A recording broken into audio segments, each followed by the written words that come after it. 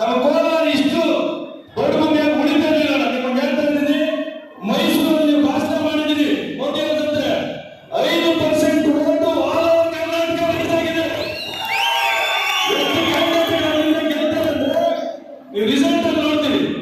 ನಿಮ್ಮಲ್ಲಿ ಕನಕಲ್ಲಿ ಮನವಿ ಮಾಡ್ತೀನಿ, ನಾನು ಈ ಪ್ರೋಗ್ರಾಮ್ ಬೇಡ ಅಂತ ಹೇಳಿದ್ದೆ, ಗೌರ್ಮೆಂಟ್ ರಿಕ್ವೆಸ್ಟ್ ಮಾಡಿದ್ದೆ, ನೀವು ಇಲ್ಲಿ ಮಾಲೂರು ಕರ್ಕೊಂಡ್ಬಂದು ವಿಜೃಂಭಣೆಯಿಂದ ನಿಮ್ಮನ್ನು ಕಳಿಸ್ಕೊಡ್ಬೇಕು ಅಂತ ಮಾಡಿದ್ವಿ, ಆಗಲಿಲ್ಲ.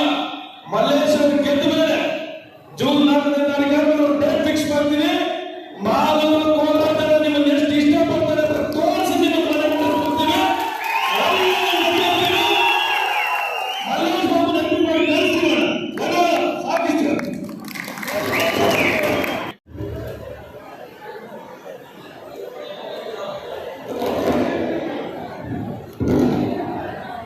बोलो भारत माता की, भारत माता की जय श्री राम, जय श्री राम.